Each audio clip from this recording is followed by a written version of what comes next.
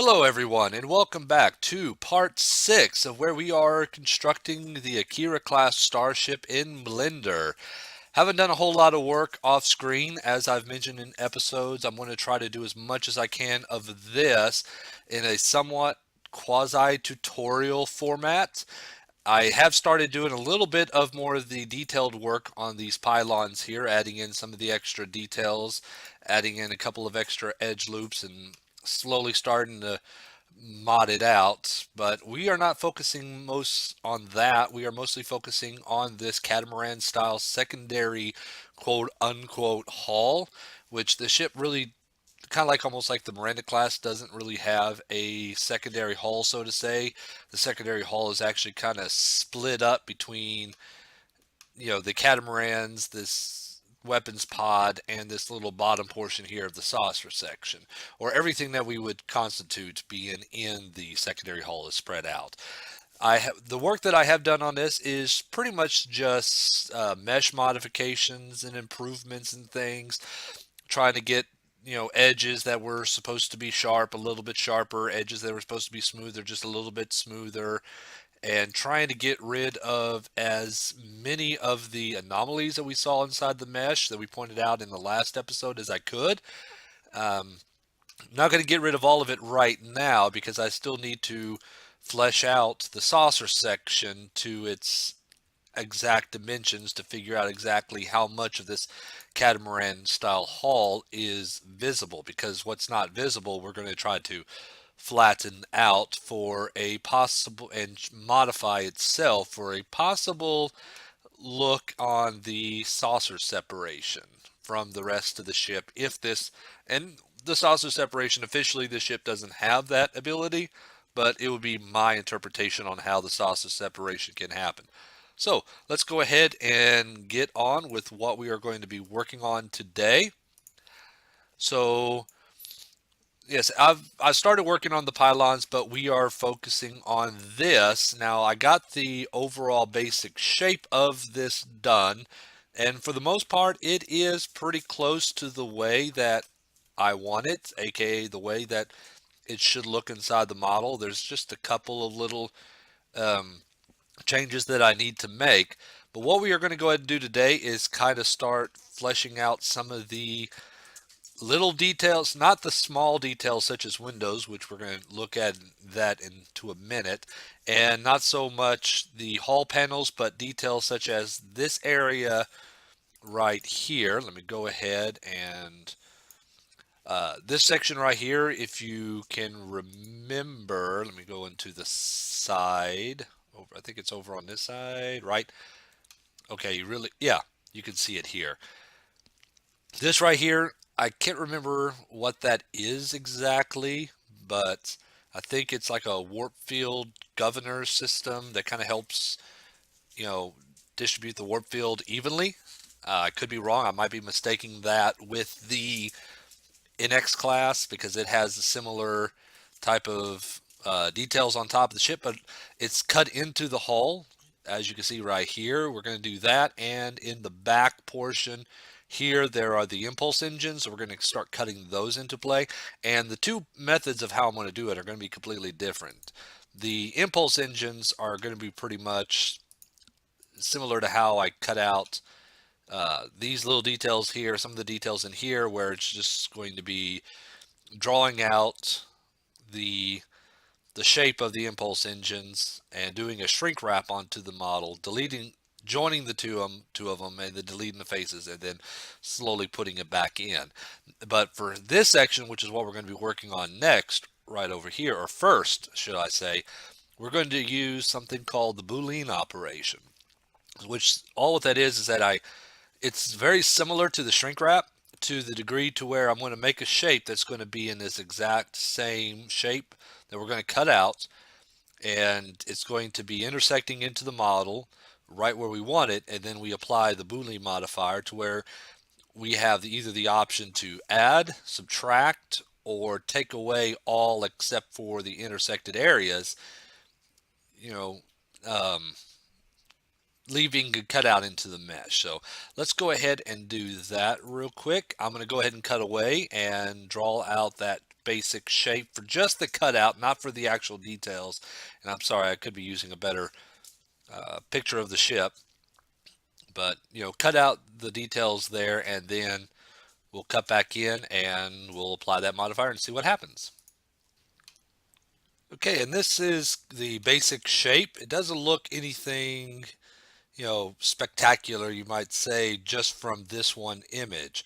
And over here, I have it to where it intersects into this particular part of the catamaran style hull. Now, there is a bit of an issue that I've encountered, so I'm just going to take a best guess of interpretation to where the orthos don't seem to be matching up. If you see here, it seems like the cutout is only about yay big, but to match the top, it goes beyond that. So I've modeled it around just a little bit and kind of find what I'm going to call a good, safe happy point to where I'm just happy with it. But going back in onto this, we've applied the Bulleen operation. And if you want to see what that looks like, what you can do is I have this piece on this layer and this piece on this layer here. And as you can see, that part is cut out what we're wanting. That is, and even though what am I trying to say here? Oh yeah, if I move this around, you can see it kind of moves around with it, because this piece here that we're cutting out does not have to be in the same layer as this piece. So this gives you the opportunity to be able to kind of look at it to see, is it okay? Do you like it? Do I want to make any changes? And I can make changes to this piece here until I get it to look just the way that I want it to look on this. Now, it doesn't, if I select this piece and go into edit mode, it doesn't apply that edit yet, so I can't go in to modify any vertices or edges or anything until I apply that modifier. But I can get a good idea, and it doesn't apply itself into the mirror modifier until I apply it. But once again, it gives me kind of a good idea of what it's going to look like. And of course, I already see a bunch of anomalies around here, so I'm going to have to do some modifications when I'm done. See that there's an edge here that for whatever reason isn't fully deleted. That may be because this right here doesn't go all the way to that edge, which of course I can fix it if I select these. Let's give that a try real quick. Move it a little bit more along the Z axis. Now if I pull that back in, that edge is still there. So that's something I'm going to have to clean up a little bit. So we'll look into that. And if we go back into that, see right now I'm using difference. The differences are if I use union, it creates a model to where this piece and this piece are connected. And if I go into intersect, it only leaves what those two pieces, the areas where those two pieces intersect.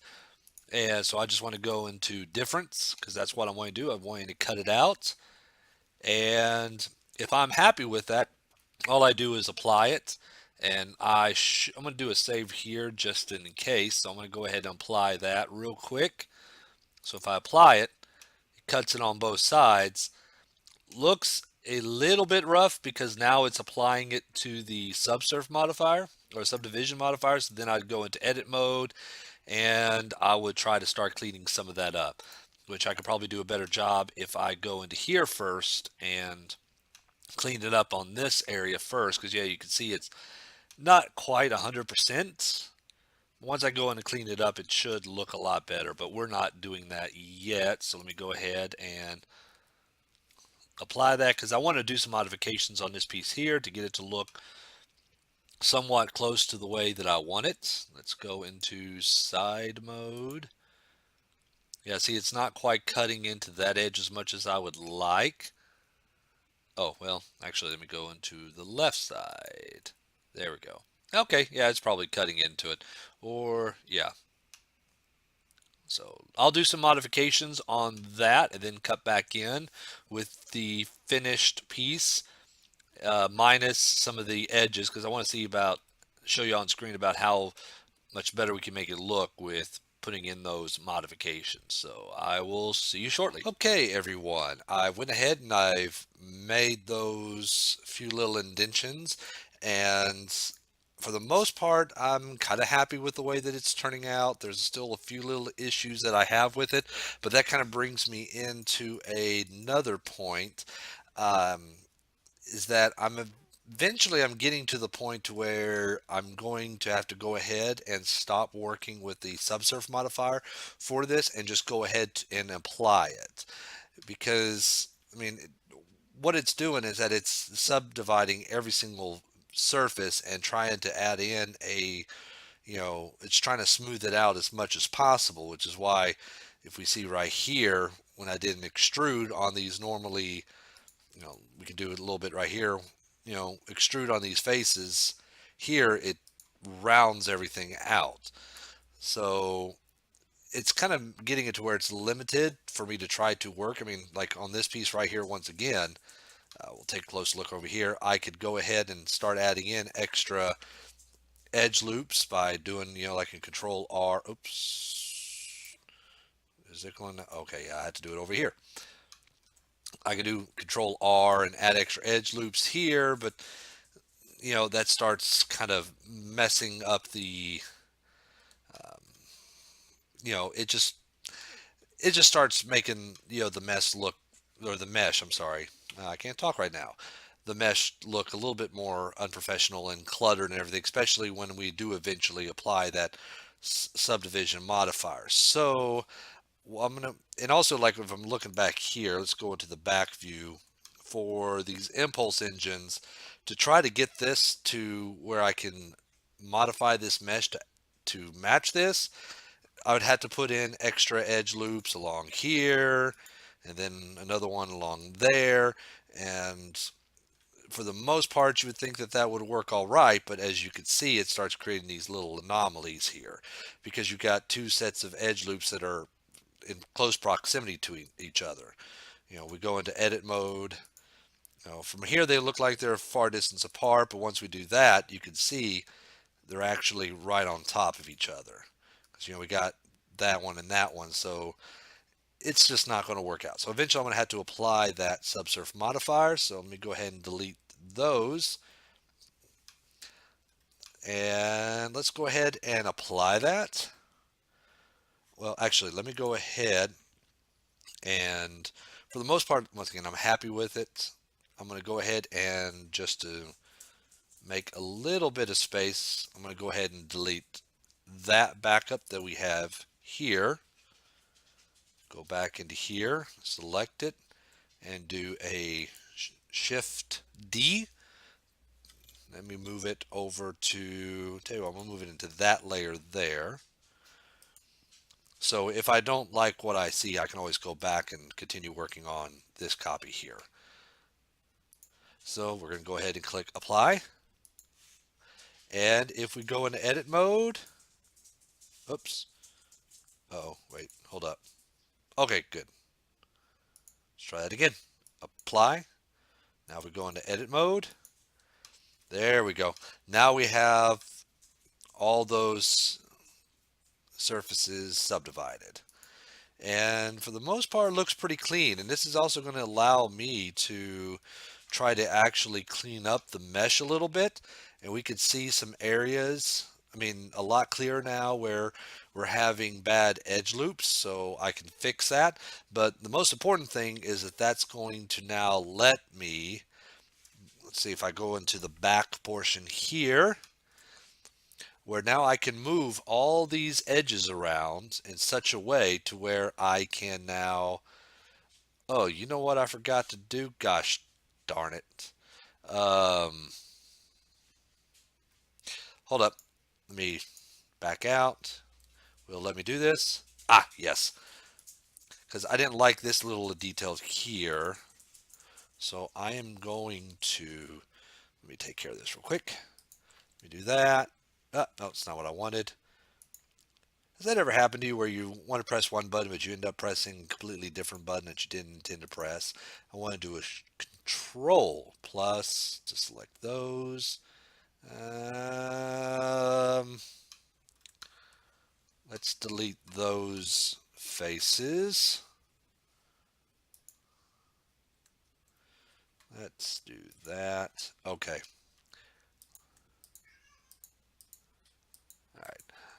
delete faces, and let's go ahead and combine.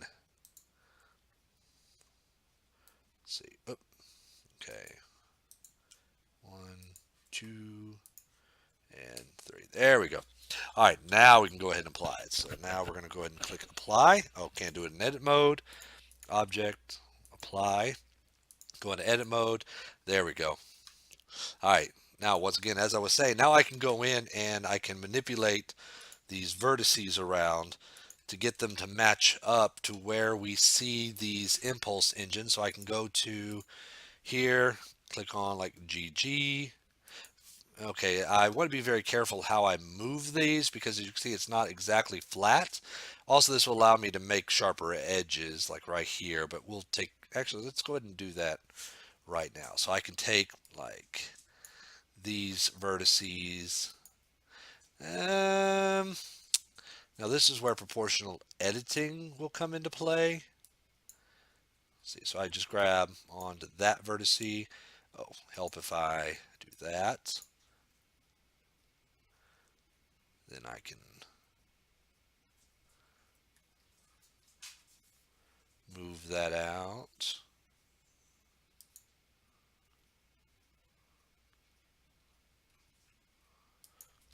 Actually, yeah, I'll toy around with that a little bit, but yeah, we can move around all these vertices. So, and you got to be very careful because, you know, once again, it's not flat here. So if I start just moving, let's say like if I move on to, turn off proportional editing. There we go, dummy. No, not you, me.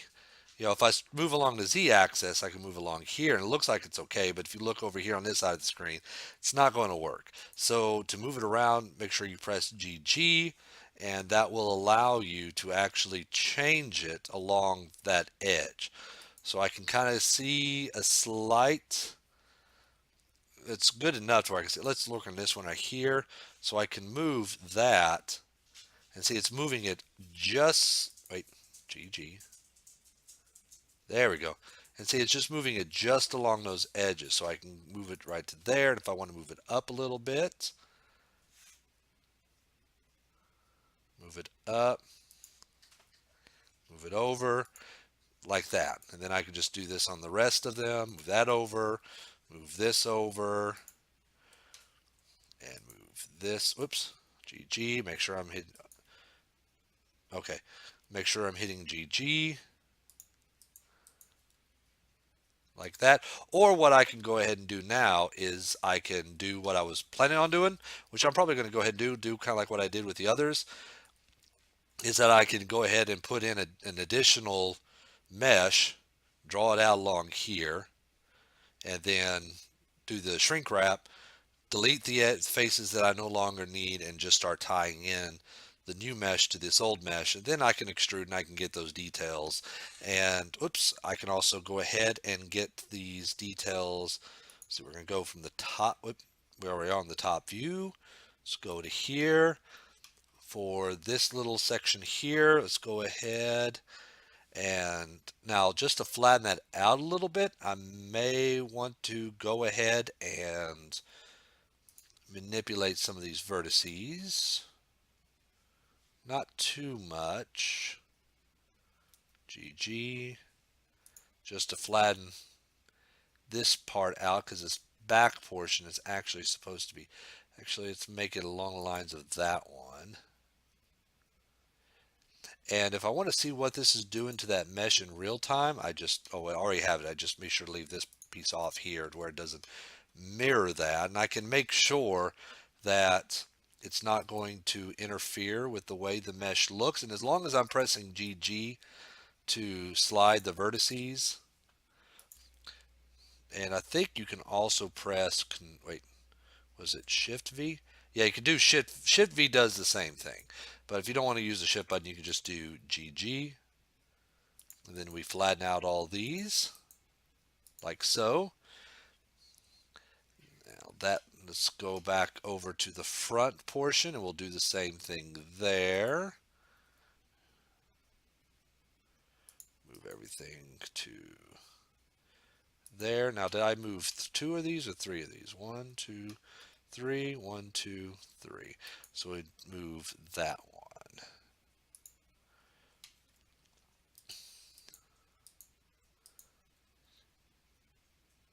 Okay.